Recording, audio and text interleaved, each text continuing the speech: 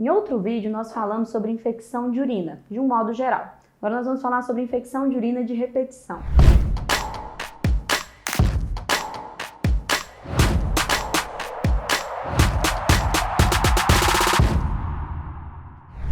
Essas infecções de urina, elas acometem normalmente mulheres, independente da idade dessa paciente. Então, geralmente em mulheres mais jovens, que têm uma vida sexual mais ativa, esse costuma ser o fator de risco. Para mulheres mais velhas, geralmente fatores associados à menopausa costumam ser os fatores de risco para essas mulheres. O que a gente considera infecção de urina de repetição? 2 episódios em 6 meses ou 3 episódios em 1 ano. Essas pacientes que têm infecção de urina de forma recorrente, elas acabam já sofrendo muito quando elas sabem que estão admitindo algum comportamento de risco. E isso já cria uma certa ansiedade, um receio, porque elas já sabem qual que vai ser o próximo passo, que aí vai vir a infecção, elas vão ter desconforto, vão precisar procurar atendimento, vão tomar de novo antibiótico. Então, a infecção de urina acaba se tornando não só um problema urológico, mas se torna um problema pessoal e às vezes da relação dessa paciente com a sua família, com o seu parceiro. Dentro da sua rotina, a infecção acaba interferindo muito. E além disso, existe uma cobrança muito grande dessas pacientes, porque quando a paciente tem muita infecção de urina, ela acaba procurando atendimento e ela ouve muita coisa. Então, ela ouve muita crítica em relação à higienização, em relação aos cuidados pós-relação sexual que ela tem. Isso acaba gerando, além da ansiedade, muito medo, muita cobrança e muita dúvida em relação a muita coisa. Então, vamos falar hoje sobre os fatores de risco e quais as orientações que eu geralmente passo em consultório para essas pacientes. Primeira coisa é a higienização. A higienização íntima feminina ela é feita só do lado de fora, sabonete neutro, não precisa de lavar dentro do órgão genital. Higienização é bem básica, tem que manter a região limpa e seca. Higienização em excesso também é um problema, porque quando você higieniza muito, você acaba tirando seus fatores de proteção. E daí, quando aparece algum germe oportunista, vamos falar assim, ele acaba tendo uma facilidade muito grande de aceder ao seu aparelho urinário e desenvolver uma infecção de urina.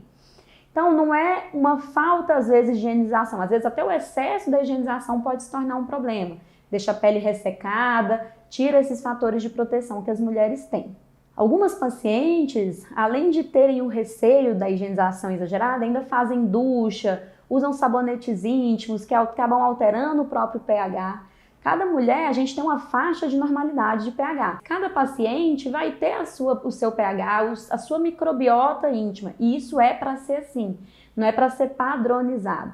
Existe uma faixa de normalidade, mas é individual esses fatores. Em relação à idade, como eu falei, depende muito da idade os fatores de risco. Na menopausa, a mulher perde muito em questão de lubrificação. E essa lubrificação não é só com finalidade sexual, ela tem um fator de proteção. Então é importante que essas mulheres sejam vistas de uma forma diferente. A gente tem tratamentos hoje, tanto medicamentosos, hoje também se fala muito do laser íntimo, justamente para a gente recuperar a qualidade da mucosa vaginal e que isso volte a ser o fator de proteção dessas pacientes. Outro fator que a gente tem que ter atenção são as comorbidades e as medicações de uso contínuo.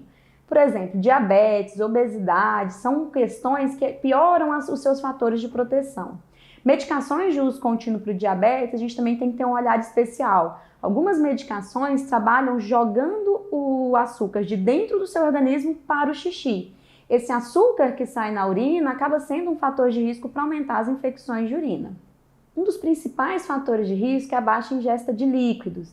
Então, uma coisa que eu sempre oriento as pacientes no consultório é ingerir bastante água, mas isso não é o suficiente. A gente tem que estar atento aos hábitos miccionais. Então, não adianta você beber muita água, encher a bexiga, mas não ir ao banheiro, não esvaziar com regularidade a sua bexiga. Então, o que eu sempre falo para os pacientes em consultório é você ciclar a sua bexiga. Você encher e esvaziar a sua bexiga várias vezes ao longo do dia. O principal parâmetro é a cor da urina. Na primeira da manhã ela vai vir mais concentrada, porque você passou o período noturno geralmente sem beber água, mas ao longo do dia esse xixi tem que ser mais clarinho e preferencialmente você encher e esvaziá-la ao longo do dia. Tem paciente que às vezes bebe muito líquido, mas faz xixi 2, 3 vezes ao longo do dia. É muito pouco, você não está ciclando a sua bexiga. Então isso por si só também já é um fator de risco. Um outro hábito que as pacientes têm muito é em relação às roupas, né? Então usa roupa muito abafada, tem mulher que usa aqueles protetores diários, que também deixa a região íntima abafada. E aí tem algumas orientações específicas voltadas para isso, então quanto mais respirar você deixar a região, melhor para a saúde.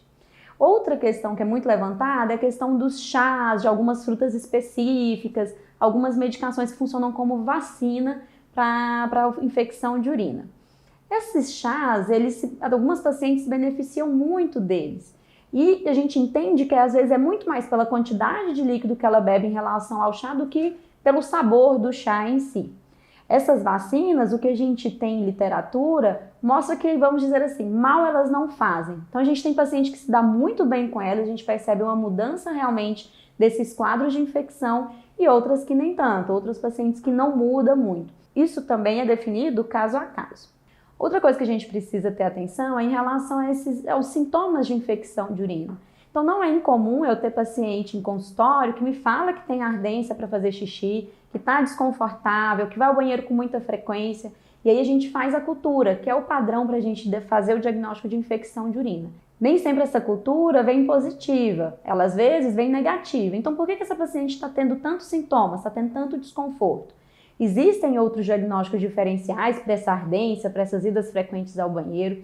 Tem paciente que além dessas outras condições urológicas, também tem uma dor uretral, que a gente chama de idiopática, que não se tem um diagnóstico preciso. A gente sabe que tem a dor, que causa desconforto, mas isso não necessariamente é infeccioso.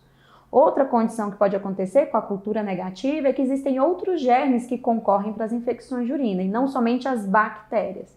Então, quando a gente faz cultura de urina, a gente está pesquisando bactérias. E nem sempre são as bactérias que estão causando desconforto. Podem ser outros germes, como pode ser germe algum. E daí a gente tem que investigar mais a fundo essas pacientes para entender de fato o que está acontecendo. Às vezes é necessário usar algumas pomadas de alteração de sensibilidade para dar um pouquinho mais de conforto. Outro exame que a gente também pode lançar mão é a uretrocistoscopia, que é um procedimento que eu vou falar um pouquinho mais em outro vídeo. Uma coisa que eu ouço muito em consultório, uma pergunta que eu ouço muito, é se essa infecção de urina é uma infecção sexualmente transmissível. A infecção de urina ela não é sexualmente transmissível no caso das mulheres, mas a relação sexual pode ser um fator perpetuador dessas infecções. Então, o ato mecânico pode ser um motivo de facilitar essas infecções. Então, a relação sexual ela pode ser um fator de risco para infecções vaginais. A relação sexual em si, então, vamos dizer assim, o trauma da relação pode ser um fator que facilite a infecção urológica, a infecção vesical, a cistite, a infecção de urina, mas não é uma infecção sexualmente transmissível. Então, sobre infecção de urina é isso. Existem outras orientações que a gente faz em consultório. É uma gama de coisas para a gente poder discutir. Esse vídeo é só uma introdução para vocês entenderem que existe muito mais coisa do que só higiene para falar sobre infecção de urina. Se você é essa pessoa que passa por essas infecções de urina, se você conhece uma amiga, uma prima que tem essa condição, peça para ela procurar a consulta com um urologista. Isso vai trazer muito conforto para ela.